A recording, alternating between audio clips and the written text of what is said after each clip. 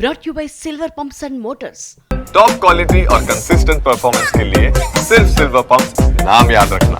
పదవీ గండం భయంతో మంత్రుల ఫోన్లను సీఎం రేవంత్ రెడ్డి ట్యాపింగ్ చేస్తున్నారన్న కేటీఆర్ వ్యాఖ్యలకు కౌంటర్ ఇచ్చారు మంత్రి పొంగులేటి శ్రీనివాసరెడ్డి. ఇద్దరి మధ్య డైలాగ్ వార్ చూద్దాం.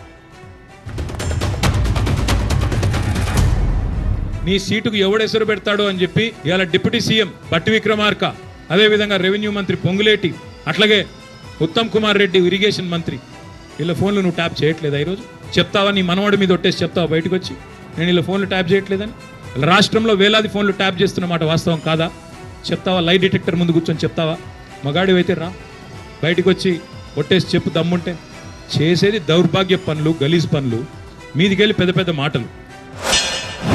మా ముగ్గురు ఫోన్లు ట్యాప్ చేస్తున్నారు అని ఏదైతే ఒక నిరాధారణమైన ఆరోపణ గౌరవ మాజీ మంత్రి గారు చేశారో, వారి సంస్కృతి, వారి ఆలోచన, వారి మనసుల్లో ఉండే బుద్ధులు వారు అధికారంలో ఉన్నప్పుడు ఏవైతే చేశారో అవే మిగతా ప్రభుత్వాలు, మిగతా వ్యక్తులు చేస్తున్నారు అనుకోవటం వారి అవివేకం. వారు ఏ ముగ్గురు పేర్లైతే కోట్ చేశారో ఆ ముగ్గురు ఎవ్వరూ కూడా ఆ ముఖ్యమంత్రి పదవి కోసం ఈ 5 సంవత్సరాల్లో ఆశపడటం లేదు. ఈ పీరియడ్లో రేవంత్ రెడ్డి గారే ఉంటారు అనేది మళ్ళీ రీరిపీట్ చేస్తారు.